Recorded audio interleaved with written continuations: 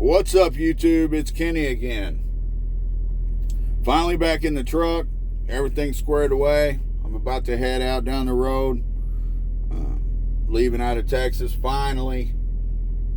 I'm going to head up to Illinois and get back in the cut for the craft dedicated. I didn't give it up yet, but it's probably still coming. I know I keep saying that, but need some of that guaranteed money since I got set back by all this having my truck worked on. Anyway, I wanted to make a quick video because of something that happened this morning with ZOM. I'm not a financial advisor. I'm just a truck driver driving across the country, researching and trading stocks, and I will not be held responsible for any moves you make in the stock market, not ever. I'm not your mama, all right? So this morning, it's about, I don't know if I said this, it's about 6:45 in the morning. Might take me a minute to get this uploaded because we're near an airport here. So after I leave here, I'll be able to start uploading. But ZOM this morning had some news come out, says that they released their product early. It was supposed to be released on the 30th of this month. News came out this morning saying they released it early. They got reports of their first sale. So we're up, Zomedica, we're up to 275 this morning, up 10.4% as of right now. My cost basis is 233. So that puts me up, somewhere in that $100 range. I'm going to be looking to sell it today, guys. I'm going to see how high I can catch it.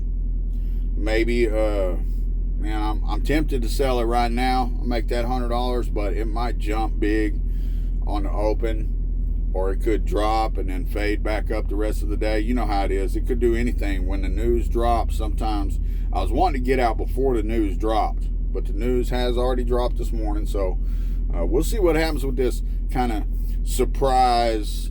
We released it early type of news story. I'm not exactly sure what it's going to do. Everything else, I'm just still kind of waiting on, guys. I'm up on Lordstown Motors. Let's talk about Lordstown Motors a little bit. I had a commenter yesterday just like, oh yeah, I can see the fake pre-orders and blah, blah, blah. I just want to say, whenever you see these companies doing pre-orders, they're not binding, guys. They're pretty much never binding. They're pretty much always non-binding pre-orders, okay? They do this to gauge interest for the product. That doesn't mean that everybody that put in a pre-order is going to buy that many trucks, And somebody like me that pays attention, okay, I already knew that. Anybody who was really paying attention already knew that. I mean, the guy, the CEO in the interviews that I saw, yes, he said that he expected those pre-orders to be, to translate mostly into orders and stuff like that. And still at this point, we don't know how many of those pre-orders are going to be actually translate into orders. Just because the short report said that, mentioned a few orders in particular that they say are bogus, that doesn't amount to the whole 100,000 pre-orders. And even if only 25% of those pre-orders translate into sales, that still keeps them pumping out trucks for like a year. I mean, come on, guys. And then somebody else said, or it might have been the same person, said that Hindenburg's reliable. They've called it all the time, except for, especially on Nikola. Yeah, they called it on Nikola. What else did they call it on? You know what I mean? These short reports, 99.99% of the time, are complete bullshit, and they're just trying to push the stock price down so they can make money on their shorts, guys. I've seen it over and over and over. And you see, if you look at the articles, you see that not only did Hindenburg come out with this short attack article. But then you see all of the goofy ass law firms jump on board with the bogus ass short seller lawsuits, you know. So it's all happening. I mean, guys, just because that company got lucky and busted Nikola doesn't mean that everything they come out with is right, okay? I have seen this over and over, guys. I've seen it with Blink. I've seen it with all kinds of different companies that you get these short reports and all these lawsuits, these bogus lawsuits jumping on board that never amount to anything. I've seen it over and over and over again. Now, tomorrow, Lordstown Motors has their earnings call, and I expect them to address some of these things in that call. No doubt there will be questions asked about it, and we'll get some kind of idea of their perspective of it. Do I think everything in the short report is bullshit? It's probably not, guys. Some of these pre-orders that were made may be, you know, something nefarious that was done, but I would imagine that it was done by the company that Lordstown hired to go out seeking these pre-orders and basically putting out feelers to gauge interest. You know, whenever you pay somebody, the way they were getting paid was by the pre-order, apparently. So whenever that happens, you're going to have them trying to fudge numbers and stuff like that. It's not unusual, guys. It's not abnormal or unusual. None of this stuff in that short report that I saw seemed particularly unusual. So I wouldn't worry about it.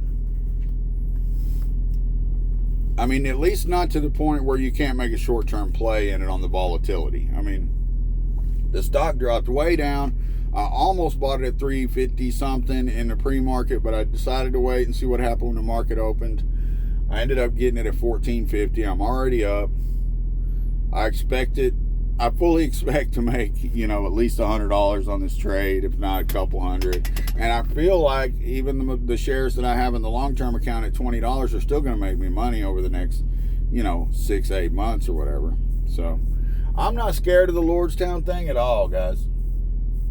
Like, I still have belief in the company. We'll see what they say in the earnings call tomorrow. But yeah, I'm not worried about, I don't worry about these short seller reports that come out. I mean, unless they're citing straight up evidence that you can't deny, but this is all just hearsay. With the exception of the truck bursting into flames, okay? Yeah, they had a truck burst into flames. How many fucking cars did Tesla blow up? How many, you know, cars? I mean, this is just shit that happens when you're building a new car, you know, when you're coming up, especially with something like an EV where you're doing something brand new, you know what I mean? It's never been done before. You know, it's good for those things to happen in pre-production and in the R&D phase and stuff, so they learn lessons from it, figure out what went wrong, fix it before it goes to mass production. You know, those are good things and positive things, in my opinion, that gives them the opportunity to improve the product. And you know, they just said in the interview that I saw not too long ago that they're just now about to start with the crashing phase, or they were then. You know, they hadn't even gotten to the point to where they were, you know, starting to crash these trucks to figure out, you know, what needs to be improved and stuff. So, I mean, they've still got time, guys. They're just now at this phase where they're going to start crash testing and all this stuff. So, I'm just not worried about it, man. I'm really not. So if you're in ZOM, keep an eye on it today. I'm not a financial advisor, but we could see a big spike today. Or, I mean, it could do the opposite. It could spike up and then drop on the open because the news came out. You know what I mean? So it's anybody's guess. But I'm watching it. I'm going to hold to the open and see what happens. Unless we get some crazy spike up to $3 in the pre-market. In which case I will probably sell if it hits 3 in the pre-market.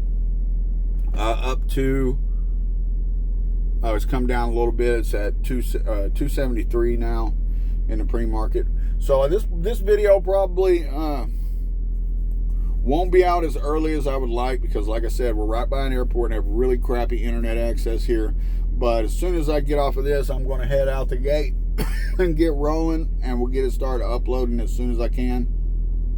It's just after 7 a.m., so I think I can get it out before the market opens, but I would have liked to have gotten it out just a little bit quicker. So hit that subscribe button, like the video. Thanks for watching, guys.